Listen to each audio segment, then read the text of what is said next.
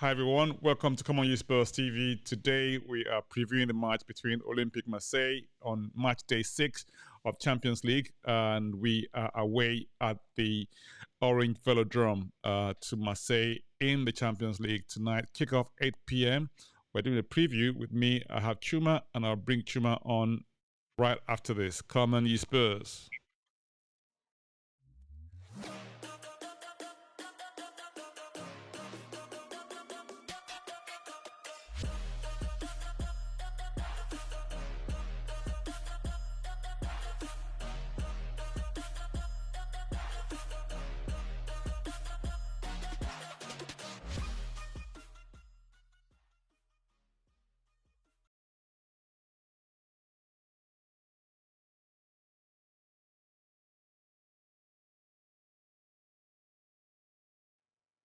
Welcome to Come On You Spurs TV. If you're joining us for the first time, this is Come On You Spurs TV, where we talk about everything Spurs with a Nigerian slant to it. And if you haven't been here before, please subscribe to our channel, like us, leave a comment, and share with your network. Yes, welcome. As we said at the intro, we will be previewing the match between Tottenham and Marseille away at the Orange Velodrome. Kickoff 8 p.m.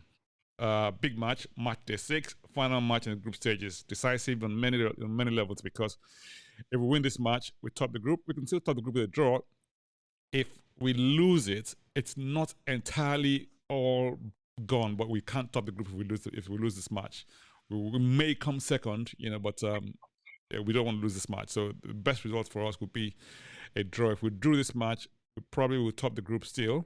But yeah, we'll look at all the permutations and combinations as we go into this match. Welcome, Chuma, with me. Chuma, how are you? Good afternoon, Sachi. Good afternoon, Come On You Spurs Nation. Today is to do, and today is a daring day, and that's what we're here for. We're not talking about draws, we're talking about wins. I'm going for a win, I'm not going for a draw. Aim for the stars, minimum is the moon. We're aiming for the stars, we're Tottenham Hotspur. Well, this is it. So, I mean, that's what I would go for if I was Ponte. But so many things going on in this match. The last match we had at home to Frankfurt, um, last minute goal ruled up by VAR after like 10 hours of checks. It felt like, the classic. Someone pointed out to me that, okay, we've sort of had what they call VAR oscillation between ecstasy and doom. The same type we had when we were playing City in the quarterfinal match of Champions League 2019 when we got to the final. Yes. And City has scored a goal with Aguero in the build-up play being offside, and Sterling scored, and they thought that was the end of it. Unfortunately, the goal was ruled out correctly, actually, that as offside. So we seem to be at the receiving end of the same situation when we played Frankfurt. I'm not going to go into all of that earlier on. I mean, what happened in that match. But the key thing for us was that as an aftermath of that, Antonio Conte got a red card, which means that today's match he won't be in the dugout. Now, what do you think what effect that would have on the outcome today? Do you think it will have an impact? And if so, how much of an impact? I don't know. Yeah. I don't know, because there are two ways of looking at this thing. Mm-hmm. There is the first way, which is, Antonio Conte is so important in terms of shouting orders to his players, getting them to switch on and switch off. Mm-hmm. But at the same time, I look at certain managers and I think you're a bit too intensive. It scares players, or it makes them nervous about what they have to do. And maybe I'm not saying it's not a good thing. Conte is on. He's probably the most emotional manager I have seen in years. I've never seen Mourinho. Mourinho was a bit emotional, but this guy is like 10x emotional. And I think if the players are set up the right way, maybe it to do them ton of good for him not to be there, and they just get to do their business because they go, this guy has given us all the tools. I was talking to someone the other day, actually on the one of the last review shows I was on, or aftermath shows I was on the channel, where we were talking about how a coach, Pellegrini, of formerly of Man City, Real Madrid, he said 75% of my job is during training. The players' input is 25%, but on a match day, their input is 75%, mine is 25%. I don't really, they have to know what they're doing. It's entirely up to them. And, we've talked about Spurs being defensive, Spurs being this, Spurs being this first half. I put it down to the players for whatever. Is it trying to follow the details that Conte laid out, and they're not quite, measuring up, so they not concede, which is the mentality. And sometimes when the handbrakes are off, it's good. So let's see what happens today. I'm looking forward to it. So am I. I mean, in actual fact, I mean, I love how you put it about Pellegrini's analysis of what the coach's input is. But I guess it also depends on how intense a coach is on the touchline. I mean, you find that people like Guardiola and Conte seem to be very, very involved in what happens on the pitch, because they're constantly shouting instructions and basically just asking people to do stuff. Or it has. I mean, I think for me, I hope it doesn't have too much of an impact. I read an interview Højbjerg gave after the match, when he was asked, saying that after the match against Bournemouth, when he was asked, saying, so what effect would it have on Conte not being there? And he gave words to the effect that, look, a manager is important, but it doesn't really matter. But it's really also very important that he's there. But we'll see how it goes. So it tells you that no one's really sure what the outcome would look like. However, Marseille are a very good side. I mean, when they came over to the lane, to the Tottenham Hotspur Stadium. I'm so used to calling it the home ground. It's still the lane. It's still the lane. It's still the lane for most. Anyway, when they came over to Tottenham Hotspur Stadium, it was a tough match until the red card, and the red card seemed to open the floodgates. I think we're still going to face a tough match today. However, for them, it's a must-win. For us, it's not a must-win, but I think we will win. And because they're probably coming for a must-win, they will leave gaps, and try and attack us and all that sort of thing. The question is, what formation do you think Conte is going to go with? And how do you think he's going to approach this match? Well, I think I would say, for me personally, I would say still go for a 3-4-3. I'll play Lucas, Kane and Son up front, and see what happens there. And two people in midfield, Højbjerg and Bentancur. I'll play both of them. Do you know that? Let me just sort of see what happens. Let me interrupt you for a few seconds there. Now, when we played Bournemouth, right? It started with 3-5-2, right? And then changed it up. But things changed. Yeah, the 3-4-3. Yeah. Took off Skip and brought on Lucas, right? Yeah. And changed it back to 3-4-3. Now, during the match, when I was watching the match, I thought Lucas's contribution was not that key and was not significant. But it was very good. I went back and watched the match again. Exactly. And I thought, oh my goodness, he actually played really well, Exactly. It was quite effective, because it had loads of corners on that side. And guess what? I think our set pieces, because I said to myself, I mean, all of the goals in that goal, apart from the first goal, came from set pieces, Yeah. And, okay, granted, we had about maybe 140 corners, but hey, it was still a lot of corners, and that was plenty of attacking intent on our part. And looking at that match, right, we were behind for 55 minutes in that match, 2 goals down, and we still managed to turn it around within time, and we still had many more opportunities to score many more goals, So for me, I think that when we attack with intensity, very, very difficult for teams to match us or live with us. Because if you think about it, we have probably one of the most potent front lines, 100%. that I can find in world football at the moment. I mean, that's Kane and Son on their own are a deadly duo. Right. On their day, they're just unplayable. There was a and I yes, think agreed. There was a sequence in the Bournemouth game where they did a 1-2. Yeah. there was like one touch sequence. I don't know if you saw it. Sorry for I saw that. interrupting. Yeah, I saw There's that. a Yeah, one touch exactly. sequence where And yeah, when one touch, Bentancur one touch, kind one of touch. like did a few Went after eggs in between, Lucas. you know. Yeah, yeah, but yeah, and it's like yeah, it's like you watch that and you said this is what Conte's pattern football is if they attack, Yes. but it's where they are very you know negative and you know what I everyone's been trying to work out how come the first half there. So I just think I've always said this thing about football that there are two types of mindsets. There's a mindset of let's go and win this game, and another mindset of let's not concede and then win. Mm, When you say let's not concede or let's not concede in the first 20 minutes, it can change the way a team plays. But true. when another team is going, let's batter them, regardless of if they score, we will batter you. That's a difference. But I th- there's a guy I'll give a shout out to on Twitter. He's on Twitter. He's a Swedish Tottenham fan. He has one of the best Twitter pages, I would say. His name is Simon Yamani. I don't know if I'm getting his surname right, but he's a Swedish guy, okay. and he wrote something the other day. He said everyone's complaining about Spurs, everyone's talking about, but you're forgetting last year. This time last year, 12 months now, from when Nuno left to us getting Conte. He said in 12 months we were playing one game. We literally got knocked out the Conference League quickly. We are playing one game a week.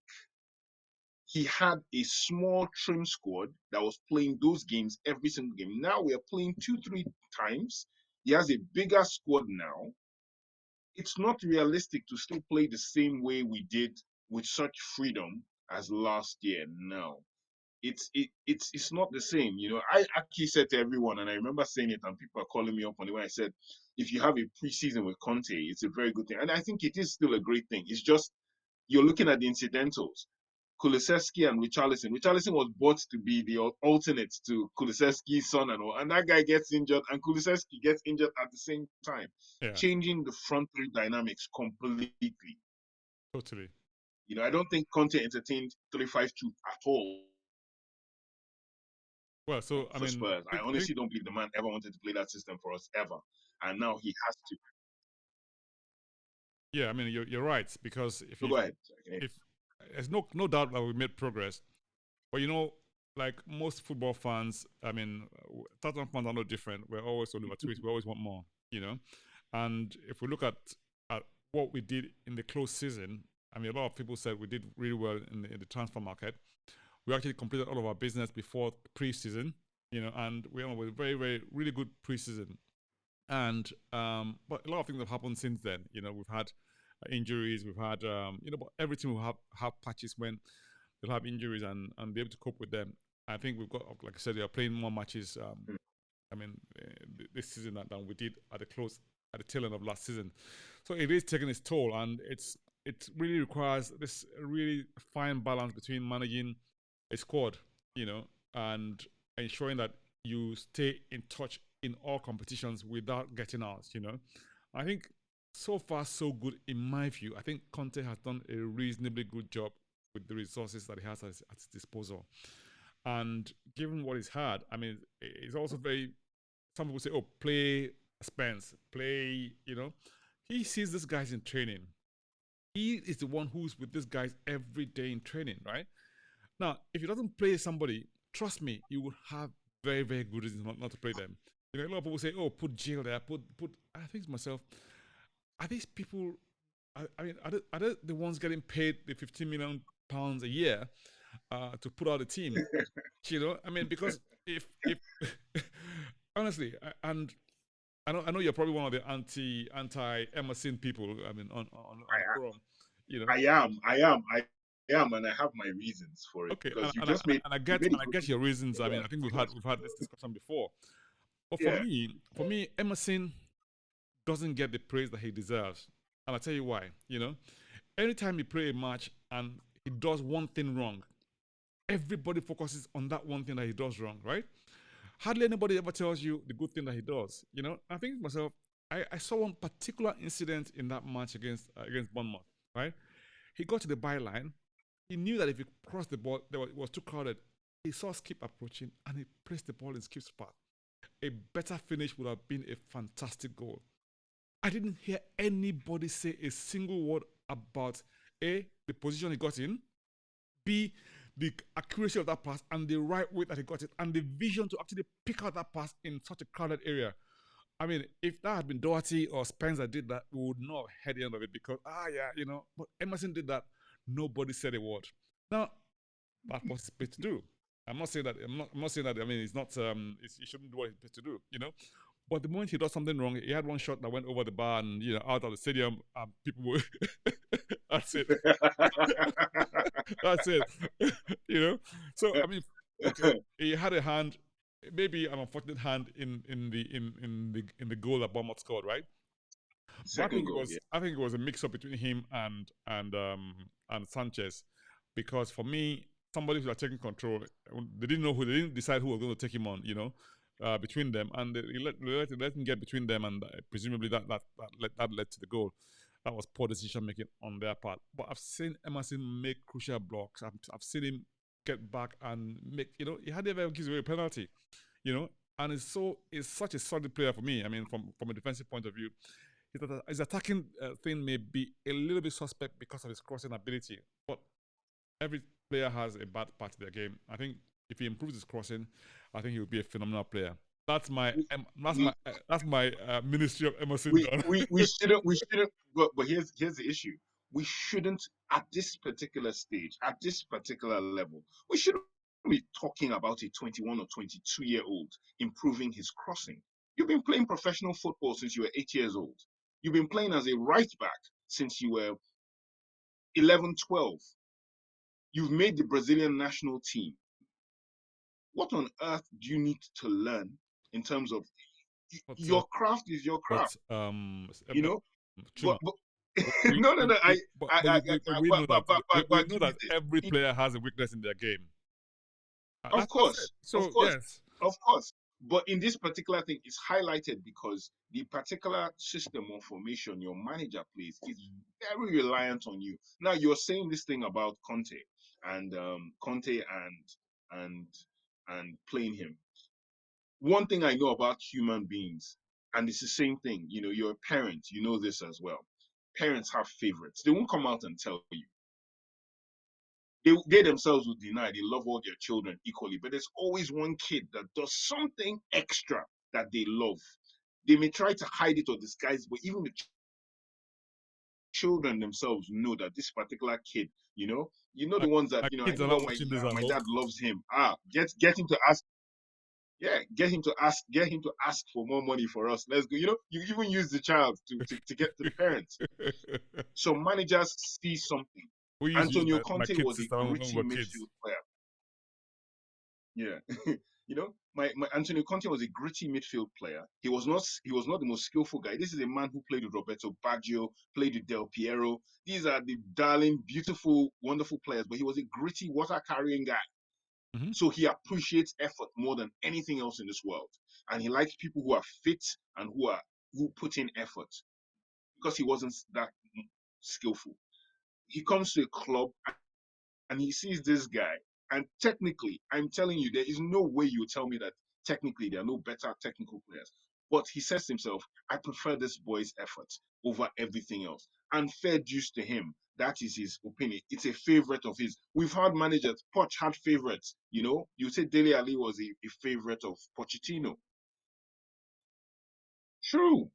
Even if Dele had a stinker of 2-3 games, he would still be on that starting lineup. Everybody knew that. Everybody has favorites. Emerson is a favorite of this man. The same way Joe Rodon did not get a chance over Sanchez. And honestly, I think Joe Rodon is a better defender than Sanchez.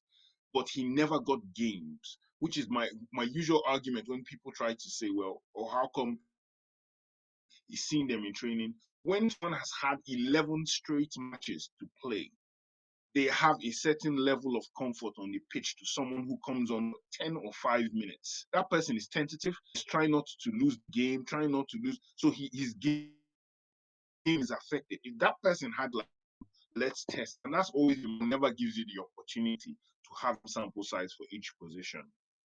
You're thinking to Doherty, you have to take your chance in the next game, but the guy's trying so hard to take his chance, he messes up. But this guy who knows every game, my manager is going to pick me. has a better he has the better perception of him. You know, Spence, like I said, give Spence 11 matches. It was the same thing with Gareth Bale. The reason I know this is because I watched Modric come to this club. Modric has played as an attacking midfielder, brought in and out of the side till someone realized this boy can play central midfield. I watched Gareth Bale play left back and get benched for Benoit Suekoto. This same Tottenham Hotspur. He got benched. He was called a jinx. We couldn't win any games the boy played because the boy was a winger. Yeah.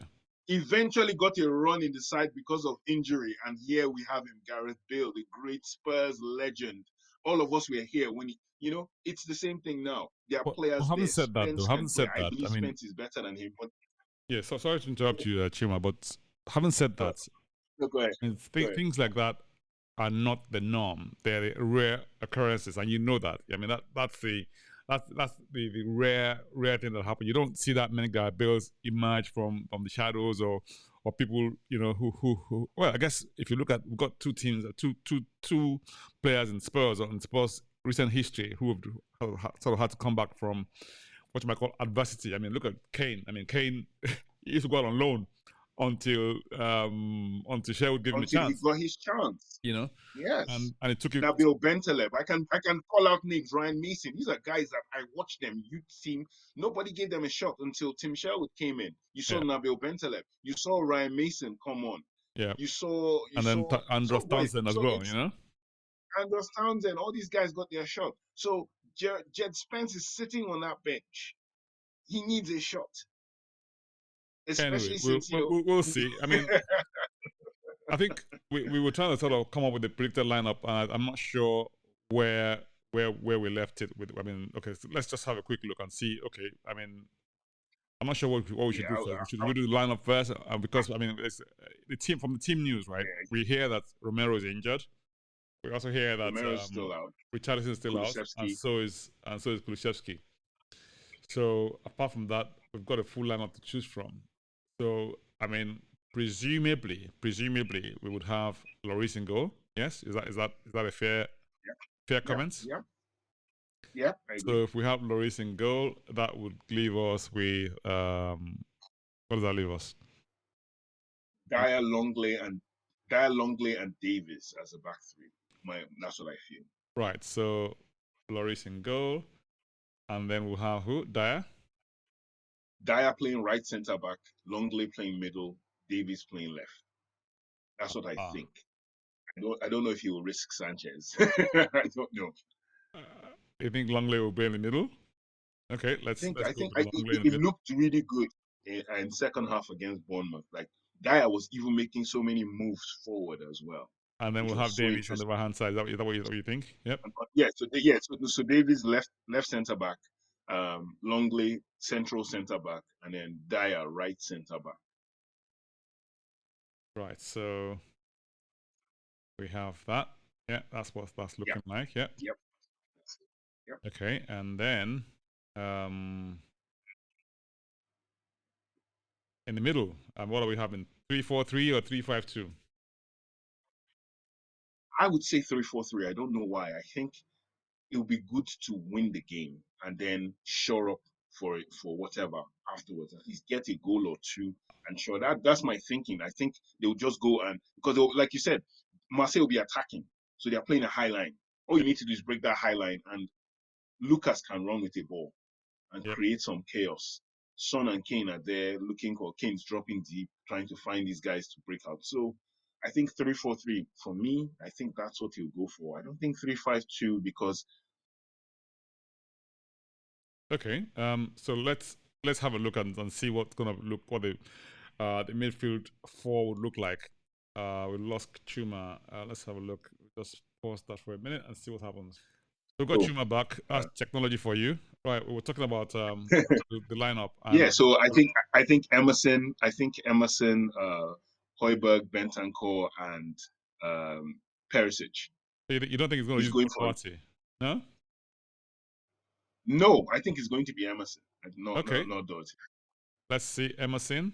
Okay, Emerson on the right hand side of the midfield, and then Hoiberg, right? Hoiberg and Bentancur. it's also another thing. A funny thing I would say is the more we keep, piling on Emerson, the more Conte it's like it's like It's like it's become like he's more trolling. entrenched It's like he's in trolling Spurs fans. you know, So entrenched. every game I say, "Oh, did you play Doherty?" It ends up being Emerson. So I think it's going to be Emerson. I Right. think So I the think right hand, the left hand side. Who are we having? Sessignon or Perisic? I'll go with Perisic at the start, and then Sessignon to come on when you want to shore it up to be more Okay. defensive. So we'll go with Perisic. Yep. Okay. I agree.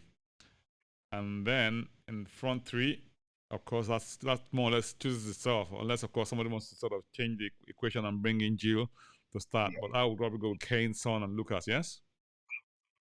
yeah, yeah. I believe he'll throw Brian Hill on, like, if the game is stretched and they are now trying to press too much. You just need one guy who can run with a ball and be Yep. fast, and you just throw Hill on and see what happens next. And you know, that's what I think. I think he'll come on as a late substitute or something So towards the end of the game. will Lucas play on the left or on the right?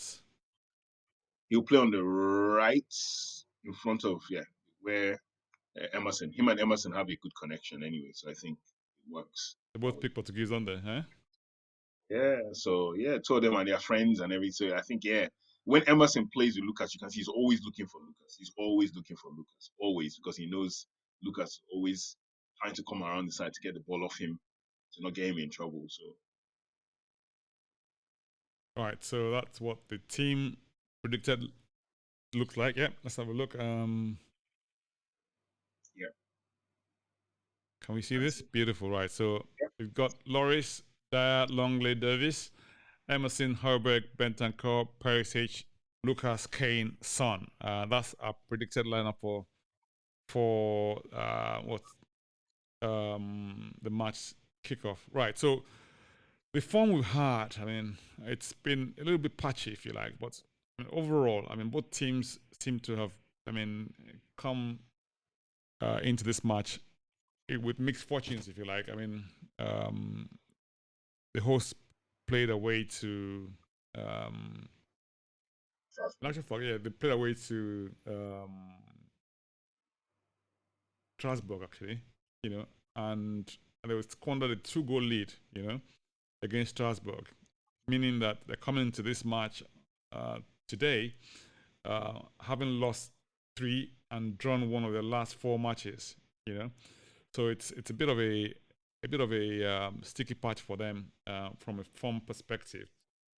We haven't done that much better. I mean, in terms of our own form either. But if you look at our form, I mean, let's just try and see if we can find a graphic that sort of tells us a little bit about that form. And I'm thinking to myself, if we go by form, it's probably going to be an even match, if you like, because there's what have we got? We got in the let's have a look. The Champions League, this is what the form looks like. I mean, Marseille yeah. lost 3 of their last 5 Champions League matches and won 2. We won 2, lost 1, drew 2. Our last match, obviously, I mean, will have gone through, but that VAR decision will still ruin that. But hey, I just sort of mentioned that, you know. In all water, competitions, water under the bridge. I know, right? In all competitions, this is what the um, the form looks like. Um, they've lost 3 of the Yeah, last we both 5. we're both. I would say we're both equal, but yeah, we've Yeah, we've pretty we've much not had the pretty best. similar sort of what you might call um fortunes, if you like. We're probably a little bit ahead because we've drawn 1 and lost 2 and won a couple. They've lost they won only 1 in the last 5 in all competitions. So in a sense, I think we seem to be getting better slightly. So yeah, I mean, I'm pretty confident about the outcome. Predicted scoreline, Chuma. What do you reckon? I mean, tonight, what do Well, you reckon? I, it's going to be. I honestly don't know how to predict this one. I think if Spurs are going for it, and Marseille definitely are coming out to try and score early. They're trying to like I said, Alexis Sanchez. That's the only person I fear in their team is Alexis Sanchez. The fact that he's a really good player and he's an Yeah. ex-Arsenal player as well. So we know how deep down in his heart he has this whole mindset And against they've also Spurs. got So he's going to come Ganduzi out as well, haven't extra. they? Yeah, no, I don't worry about Guendouzi is okay. Because right now I think the best Spurs player on form right now is Bentancur, Yeah. without a shadow of a doubt. Bentancur is Hoiberg is a close second, but Bentancur right now has really realized himself in the Premier League and as a Tottenham player. He realizes he can score, he can do so much more, create so much more, and I'm watching him And it's blossom. it's So very mid, adventurous. He does. I mean, he can tackle, yes, and he's very neat in the yes, tackle as well. He's very neat in the tackle. He doesn't yes, go into rush tackles. He takes the ball off you, he blocks it, and not rough yeah. or He's he's one of the only players. Like if everybody there's a bit of a rumor going around that a lot of players are holding back because the World Cup we're literally in the World Cup month. Nobody wants to get any kind of injury. No one's going in full blooded. But Bentancur is not someone you can accuse of that right now. He's going in for it. So midfield, Hoiberg and Bentancur, I think is brilliant, and I think they can handle Marseille's midfield. Defensively, I'm hoping the defense can cope with Sanchez. So I would go for a 2-1 to Spurs, okay, 2-1 for Spurs, and like I said, the worst come to the worst, a draw, but it's 2-1 win for Spurs. okay. So a 2-1 win for Spurs. Chuma, I would go for a 3-1 for Spurs. For the simple reason that I mean Lucas I think will come to his own away. He always seems to do very well away in Europe, and looks like those Europeans don't have an idea of how to handle his runs. I Mm. think he will cause a bit of mayhem to them, and we've got a few goals. I think Son is due a few Champions League goals again. I mean, he hasn't scored in a while in the Champions League, so I think we might end up with Son scoring one, and Kane would be also on the score sheet in my view. So yeah, I would go for a I 3-1. would, I would also use the opportunity if I was the coaching staff to remind the players. This is when we started our journey last year. Look at how far you've come. Like I said to you before the show started, the opening montage of the show, you're seeing, last season, the curling goal from Son against Man City, Nuno Espirito Santo, it cuts to Conte. Look at where we have come from in philosophy and mindset. We've come a long way. We can still go further still. And all we have to do is now forget the Liverpool game, forget whatever's coming next. Today, this is the day. Today is to do. Let's do it today. And I think we're going to go for a victory and we'll see what comes out of it. I totally agree. I couldn't agree more. Chuma, we have what have we got here? We have a big match. We have what we have to win in my view. But there's no honestly there's no. I mean we haven't got a choice. I mean I don't even see us drawing this match. I know that they have loads riding on it, and I have a feeling that Mr. Conte would just let the boys do what they need to do on the day. And my boys, I have all the confidence in them, despite what some people tell us on the forum. And yeah, I very much look forward to. And the fact he's not there, I think they would want to do him proud. They would really want to do him proud. And for me, if I had a manager like him, someone who he's really thrown himself. In spite of results, in spite of what's been going on, in spite of all the contract talk, in spite of all the transfer, this and that, and all that, Yep. you have to come down that this man has put his stamp on the club. Whether you like how he plays or not, we always come back to this whole beautiful football, proactive football, front foot football, and as you've known me on the group on the Nigerian Spurs platform, I'm an advocate for beautiful football. I love beautiful, probably more than everybody else on that thing. I love it. I admire the managers, but you can always see when someone comes in and their football comes in and their football works. but Yeah. it needs certain factors to work. And I don't think he has all the factors for his football to I think he's really building shine quite this well good. towards it, and it's a He is. process, and I think he's going through the process quite well. And I'm pretty confident that come down the line, we'll be in a much better place. I mean, come the end of the season, it has It's been, it's a fair process. Yeah, yeah, it's been an absolute wonderful pleasure. word process. Always Thank having you. you. We're gonna have on Wednesday, on Tuesday night, we will have the post The match aftermath. aftermath. Where we'll have special guests. Chuma will be one of our guests on the day as well, and we'll have hopefully a few more guests come on, and we'll we'll review the match afterwards. Hopefully after a victory. So look forward to see you guys from 10:30 p.m. On Tuesday evening, match day 6. We will do a match review, and yeah, we very much look forward to seeing you. In the meantime, Yes. come on, ye Spurs! Thank you Come so on, much, you Chuma. Spurs. Take good care. Have a good one. Bye Yeah. now.